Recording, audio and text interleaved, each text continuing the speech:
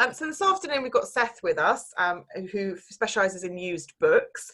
We've done a bit of a keeper how-to guide, and we're just going to round off the series with a myth-busting session because used book was certainly something new to me, and I think a lot of people would like to get into it but don't quite know how or where. So I'm going to pick your brains, if you're all right with that, Seth, and we're going to ask you some questions.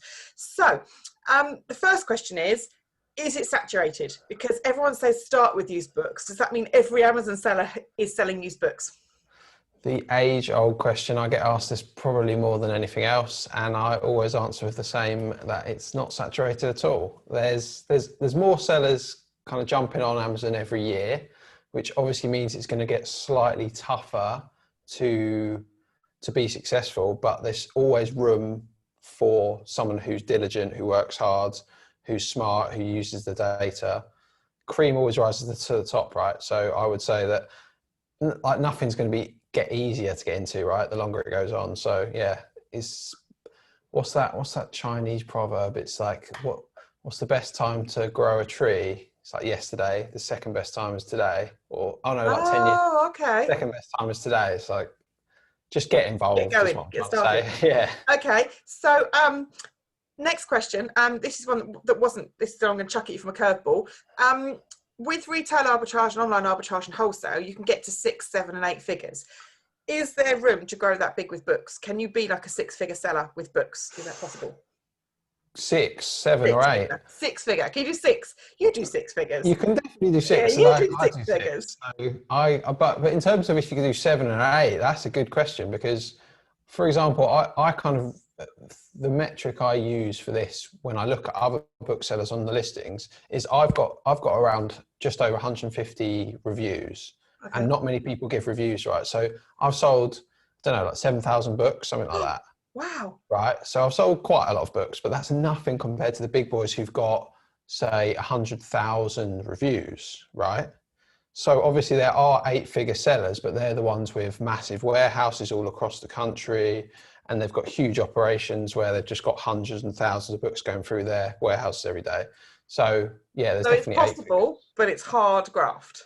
Yeah, and I think I could, if I wanted to, scale up to 7 because I would just have to hire people. But I've just enjoyed being a bit of a lone ranger with it at the moment. But yeah, 6 is definitely possible because I did it within 18 months. 7, why not? Why not? Awesome. Okay, so are books like a one-off? So if you find a book, can you find it again? I used to think they were one-offs because there's so many of them, and you rarely come across the same title twice if you're just kind of manually sourcing. So I initially kind of just bought a book and then I'd move on to the next one. But then I think the thing that did actually step my business up from 5 to 6 quite quickly was realizing that hang about, these books do pop up again, even though there's hundreds of thousands of books that people buy. I think there's one book in particular that I've bought 70 times.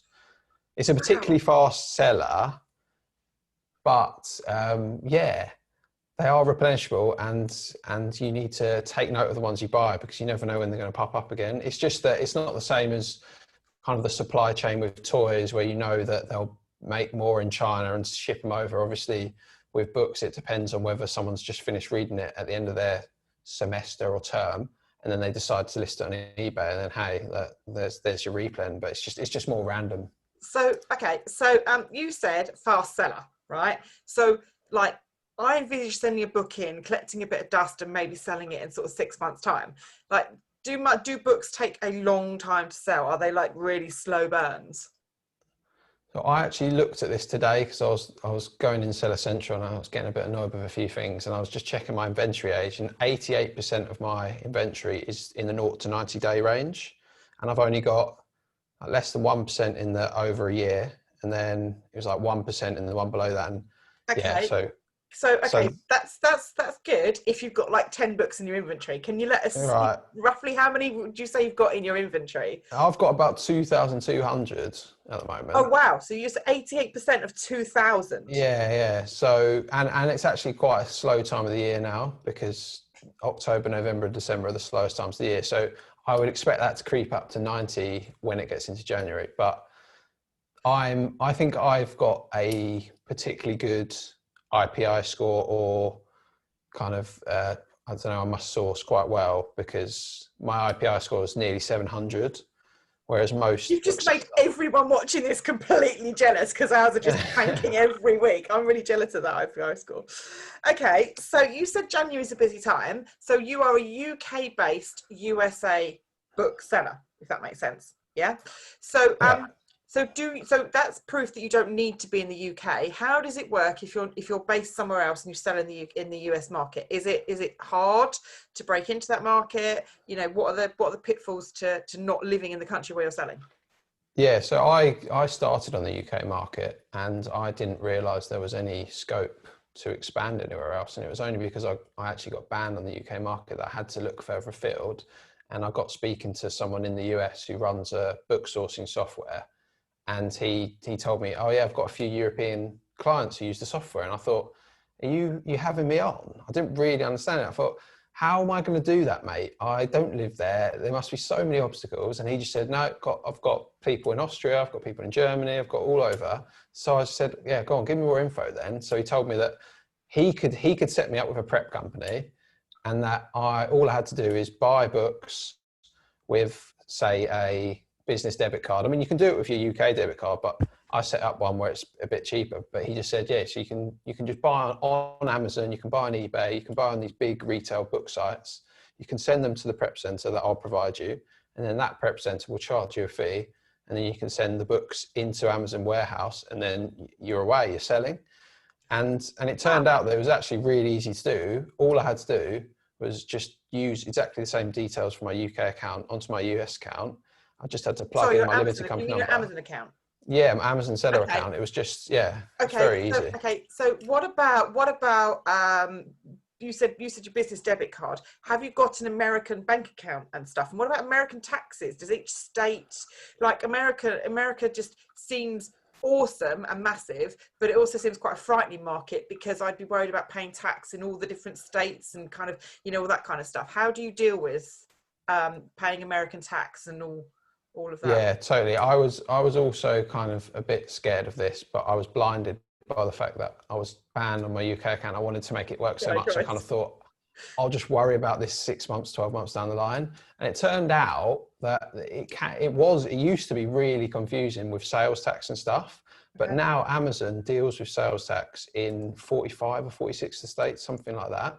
Oh, So that was the one big annoying thing. You had to actually apply for a sales tax license and do a sales tax return, either monthly or quarterly, throughout the year for all of these oh states. my, that's like a Luckily, when I started, headache. luckily when I started, Amazon were doing about 30, 35, and it's only the states you've got Nexus in. But if you start getting What's 500, Nexus? 1,000 books, I don't know what Nexus is.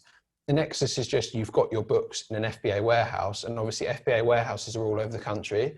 So and Amazon will spread your books out. They won't just send them to one.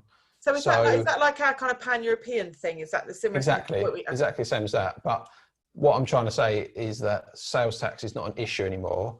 Okay. And the only thing you have to do for your UK limited company is just file a zero return. So you've got a UK limited company, and Amazon deals with tax. So where is your accountant based? My accountant's based in London, where I'm based. You have a UK accountant. You don't even have a US accountant. But I do have a US accountant as well. But I pay them a certain amount, and all they do is file this zero in a line and say that this business needs to be under the jurisdiction of UK law. I pay them quite a lot of money to do that. Just to put a zero. Wow. Because I think in the US you can't do it yourself, whereas in the UK you can. I think that's the case. Wow. Yeah, I think you have to be qualified, and obviously I'm not qualified, so. What, to say zero? Yeah, exactly. Do that. Yes, please. Next course. I know, it's annoying. But so going back to the bank account thing, you don't need a US bank account necessarily. You can just use a service that will take your US dollars payments from Amazon. So a service like Pioneer or TransferWise. I use TransferWise. I think World First might do the similar service as well. But as far as I know, TransferWise is like the best and the cheapest, and it's worked wonders for me. So. Awesome. I use TransferWise for my VAs, pay them in Oh, cool. their own currency in the Philippines. I love TransferWise. It's brilliant. Yeah, it's really good. Okay, so that brings me to another question. What about when you're buying books? Do you buy them in the UK or do you buy them in the US? Where do you buy your books? So I buy all my books in the US and resell them on the US market. You can, I mean, I have actually bought 2 books in the UK just because I bought them for £10. And even with the shipping, which is about £20 to the US, I made a really good profit, chunky profit, because I sold it for about $150. Wow. And obviously I realize now that that's kind of a big time suck, but I just got such a buzz of seeing £10 and then seeing the American sell price, and I thought, oh, I'm just going to send it. So when you're thinking about buying stuff, so you just keep it in dollars. There's no exchange rate to muck about with. You literally, it's as if it's just a different currency, but you just work in the one currency. Is that right? Yeah, pretty much. I'm thinking dollars now completely, really, and then I just convert it over in TransferWise. Yeah. Done. Awesome. Okay. Should you or can you merchant fulfill books, or is a prep centre the way forward? And how easy is it to get hold of a prep centre to do it for you, based in the US? Well, I can't comment too much on merchant fulfilled just because I only did it a tiny bit in the UK market when I first started out. I would always advise to sell FBA. I think a lot of people get scared off with FBA and books, in particularly with some of the maybe higher ranking books, because they think they're going to incur the long-term storage fees. But I would like to reassure viewers that I've got quite a few higher ranking books, and obviously I've already said that my 0 to 90 day inventory is still pretty high. So I would just always say FBA it and use a prep center, because my prep center only charges $2 a book, and for that price they will take it in, they'll put it on a spreadsheet, they'll show you what condition it is, and then they'll send it off and they'll list it. So they do absolutely everything. It's completely hands off for me, so that I can focus on just buying. If you flip a book on Amazon, because we've done some work on Keeper, and that's obviously Amazon flips. If you find a book on another website and you get it sent to your prep center, how does it go about getting graded? Because I'd be really nervous. I'm a book lover, and so I get really cross if I buy a new book that's got a bend in the spine. I get really, I take it quite personally. So I would really be worried about what's acceptable and what's like new. What are the categories? New, like new, used, good, and acceptable. Is that right? Yes. So new, like new, very good, good, and acceptable. Okay. Can you ever sell a new book? You can only sell a new book if you get it straight from the publisher and you've got an invoice to prove that it's straight from the publisher or the author of the book. But obviously that's probably So let's say Walmart or Target. They're the only 2 American shops I know, so I'd see anyone's going to name. Yeah. If Walmart or Target did like the latest John Grisham or the latest, like James Patterson at like $1 or something stupid, and you brought like 50 new ones off the shelf, they can't go into Amazon as new. No, you'd have to list them as very good, because I think even like new, you need an invoice as well. So I'd just list them very good. So as a buyer, as an adjunct, as a buyer, I shouldn't be scared of buying very good. They're almost, a lot of them will be like brand new then. I think most very good books they should look near enough new, maybe the tiniest little dent in the cover, but it should be clean, unmarked. All the pages will be totally clean. There should be no writing in there, no highlighting. Yeah, I've had a return before because a lady, I think she got a very good of mine, and she said, not really. No, she said she said she was expecting to give this as a gift. So clearly that's the customer expectation, isn't it? Very good's good enough for a gift. Yeah. I mean, maybe I'm thinking she's being a little bit cheap and not buying like new there, because. So that next question. So is that a problem, getting people whose expectations are too high for the book that you've got? I think you've just got to make sure your prep centre does their job right. So we spoke about this a little bit before the call, but not many prep centres will do books. Okay. Straight up. I only know 2 prep centres in the US, and I think there's one predominantly in the UK, but I think most don't do it because A, it's a hassle, and like B, it's just it's just tough for them. It's time consuming. It's more expensive for them compared to other stock, and I guess there's probably not enough demand for it maybe. But the prep centre that I got suggested first time I still use, and they've just done a great job. I think they spend a lot of time training their warehouse staff in grading, and they make sure that they're extra conservative, because they know that if they've got a very good at the warehouse that's maybe close to a good, they'll mark that as good because Okay. obviously it's going through the extra like shipping to Amazon, and then you don't know what the Amazon warehouse staff, how they're going to, So, did you see that video of the Hermes? oh God, yes. Wow. Yeah, Chucking it all in. chucking it all in. Okay, so on another question, so from a price perspective, just on an average book, do you lose a lot of money going from very good to good? Is there a big price difference in selling? I've really not noticed much of a price differential. I list most of my books are listed as good, and I really don't mind if I've ordered a very good and it gets downgraded as good. I don't even check that. It doesn't come on my radar because that would waste my time. Yeah, because So that's sort of one of the minutiae details where just I'd get tied up in knots. there might be a few percent difference, but I think when you've got 2,000 books as well, you kind of, it fades into the distance really. Okay, so that brings me on to the next point. So I'm like proper rattling away, clicking your like. No, that's good. Good. So is it a volume game? Like, does books have to be volume in terms of an absolute bucket load of stock for it to be a valuable business model or viable? Well, I think the two schools of thought on this, the two main business models are people who do bulk and they'll get these massive pallets of books in, and then they'll scan them all through and they'll get a certain ROI and they'll get a certain amount of duds. I'm more of the other school, which is I want to cherry pick my books online. I want to pick books that I can buy for a small amount and sell for a really high amount. And you don't need to go for the bulk game, because I think even like last year when I was doing, I probably had only 1,000 books in my inventory and I was already at six figures kind of thing. And that's not really that many. So what? So you literally buy a single book at a time. You literally pick each and every title that goes in your inventory. Pretty much everyone, because you rarely find used books which are profitable under my strategies where you can buy more than one at a time. It's quite rare.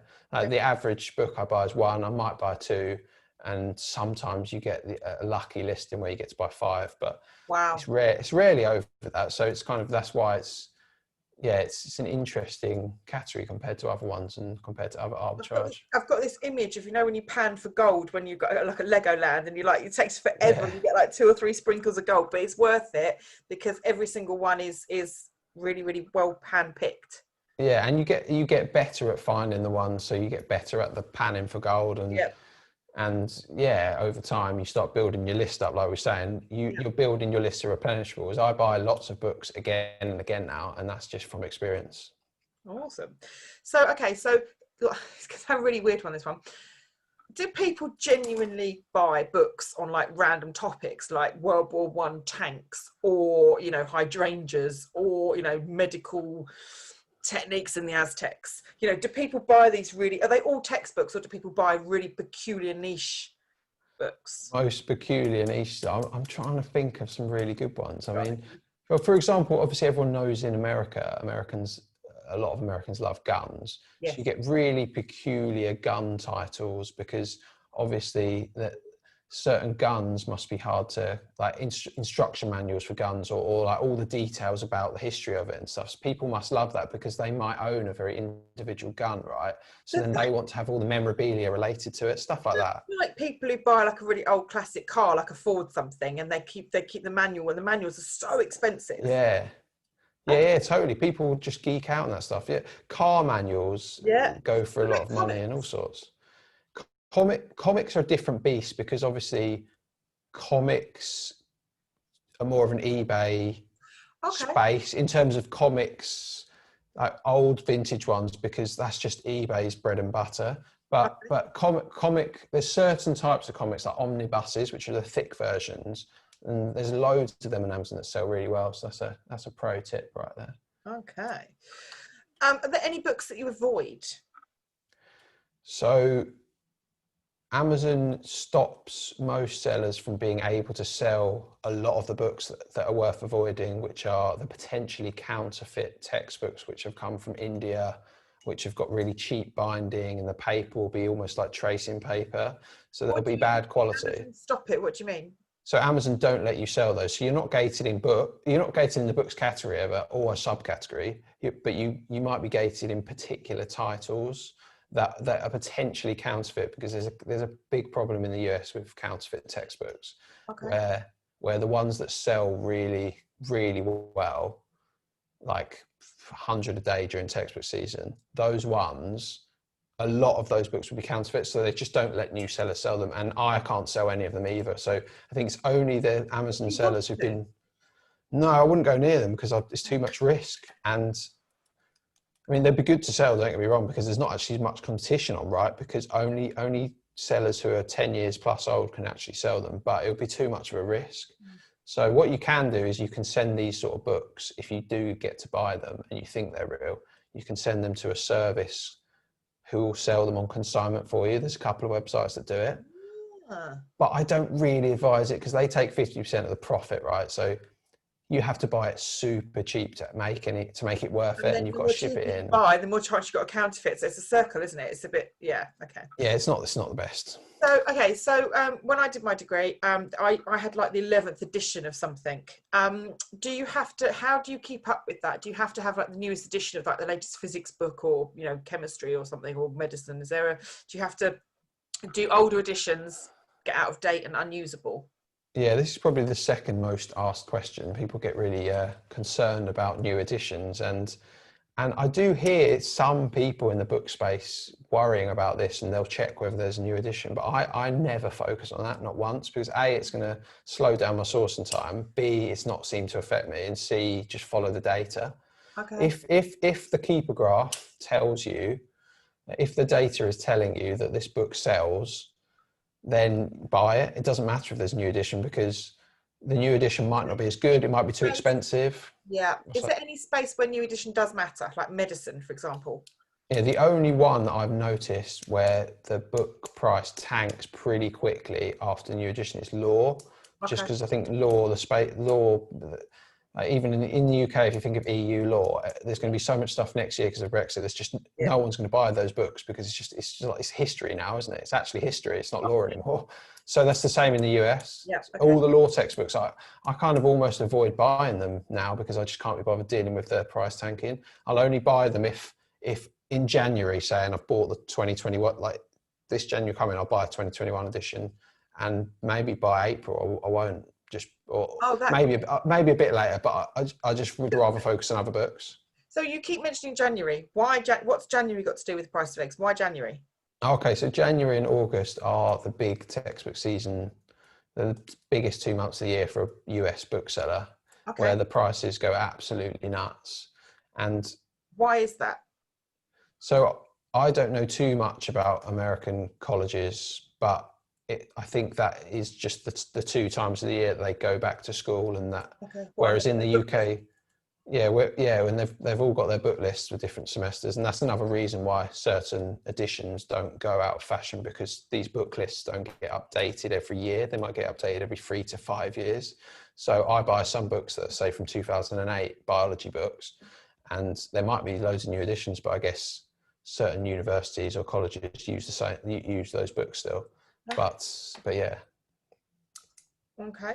And last question, which I kind of saved to the end, unless you've got any other things you think we need to misbuff for people. Anything else you think we need to? Depends what your last question is going to be. My last question. Okay, so we're going to do a bit of a book challenge, right? Oh, right, yeah.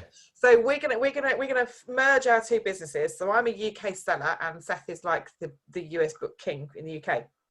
So we're going to source live and record it on YouTube, and we're going to see if we can turn maybe 100 quid into something else, and see what we can do. So the question is, how much do you need to start? Do you need to have, like, do you start with like 100 books in your inventory and, like, you know, $10 a book, or can you start with 100 quid? And maybe where would you suggest people start? It's kind of how long is a piece of string, but I advise on the US market anyway, you can start with $500, because What's you that could in buy UK, about 300 quid, 350? 350, yeah. In the UK, I'd say you could start for cheaper, because if you're in the UK, I'm obviously taking this answer into account as a UK person based in the UK, whereas I can't go to charity shops in the US. So if you are in the US watching this, you can start with less than $500, because you can go to thrift stores, charity shops, Okay. and you can buy books for $1, and you can scan them with the app and maybe sell. sell them for 50. But if you're just doing online arbitrage, I'd say, yeah, you want £350, $500 minimum. $1,000, £750 would be better, because then it allows you to make more mistakes. Yep. Because everyone's going to make mistakes at the start. You can't avoid that. So if you've got more of a cushion where you make mistakes and a certain portion of your first 2 shipments are not very good, yep, at least you've got a couple of good ones coming in. But the way I look at it is $1,000, because you can buy, what's that, $50, $20 books. Yeah, $50, $20 books. okay. And my average buy price is $20 to $21, and I sell for $68 to $69. That's been my average over the last 2.5 years. So that's what I like to advise, because that's what I do. One question I forgot to ask, my fault. You mentioned shipping. Now, America's massive, right? I know Route 66 can take like as long as you want it to. So with the UK, we're all moaning at the moment in Q4, but, you know, boxes are taking 2 weeks to check in. How long do books take to check in the US? And is it something which should, you know, put people off? Yeah, I was really like a week for it to get to the prep center, because crowds are busy. Can you imagine what the American fulfillment centers are like? Exactly. Mind blowing. Must be going crazy over there. But I was really worried about this initially, because I was used to Royal Mail first class getting to you the next day, or second class even though not been very long. And then you go on a US website, you go on Amazon or eBay, and it will say 5 to 14 days, and that's quite a big spread, right? So is it 5 or is it 14? It's a birthday present that's in a couple of weeks. I'm not sure I'd risk it. Yeah, exactly. So I got really worried about that, because I thought, wait a sec, I've got the 5 to 14, then the prep center's got to take it, then they've got to send it. But it turns out that 5 to 14 is actually them just being super conservative. Okay. For example, I noticed that I put a book on my sheet on the 15th, and they did a shipment on the 18th, and a few of them were there, so that's fine. Some were super quick. 5 days from purchase. Sometimes it only takes 3. Sometimes it only takes 3. Yeah. It's just, I think they want to under-promise and over-deliver in America. They're being sued, because everyone sues everyone in America. Potentially. So I just think that, yeah, some books do take a while. Another factor is make sure you don't buy from rubbish sellers, which is a learning curve, unfortunately. But if you check the Amazon feedback rate, and if they're... Give us a quick hint as to what would be what the telltale signs of a terrible seller. Well, the main one would just be if they've got a really rubbish feedback rating on Amazon. So anything less than 89%, you know that there's something going wrong there. But on other sites and on eBay, if they've got anything less than, say, 99%, you know that they're not great, because eBay usually 99 above is good. So yeah, that's probably the best metric. But I just wouldn't let it get you, like, worry you, because I've just found that, yeah, some books do take a while, but the majority are quite efficient, and it's not a problem for inventory return rate at all, really. And just one more point, actually, I don't think we properly touched on the fact that in January and August, textbooks sell incredibly well, and you'll make a lot of profit if you buy textbooks. But the rest of the year, they sell throughout the year as well. So I think 80% to 85% of my inventory at any one time is just textbooks. So it shows that, and I'm selling on average 50k a month. So, and those months aren't heavily weighted in January and August. Like, I sell more, but so it just goes to show that it's not. On average, if you've got an average inventory, not 0 to 90 is 88%, and that's in like June, that's nowhere near the 3 months leading up to. Yeah, exactly. That shows it's in the middle. Okay, that's interesting. So yeah, so what we're going to do? So we're going to have a go at using the keeper charts and the data and the alerts and all the things we've put in our little playlist here. We're going to source on YouTube and film it, and then sort of buy the books. And I think you're going to go, because you can't do this in your market, because obviously you sell in the US, you're going to go to some thrift stores, charity shops, and see if you can find some good buys. If lockdown doesn't get extended, yes. Yes. And then we're literally going to just send them in and keep a spreadsheet and see how we go, see if anyone wants to follow us. I think so. I think we'll have to have a set budget and a set amount of books, and then we can kind of monitor them each week, see how we get on. We'll try and buy some fast selling ones, a few speculative ones, but we want to get the inventory turning thing, because that will make it more interesting. So I've never sold. Well, actually, that's not true. I did have a little bit of a go with books for like a couple of weeks and didn't do very well. It's not something I know anything about. So if you do watch this upcoming series we're going to do, it can literally be from a beginner's perspective, because you're going to guide and help us to make this this work. So it's not just experienced people. I'm an absolute newbie. Yeah, it should be useful for everyone. Yeah, I'm quite excited about it actually. Awesome. Right, thank you. So end where we started. When is the best time to get involved? Is like, go for it now. Well, the very best time is a year ago, but the next best time is today, right? Awesome.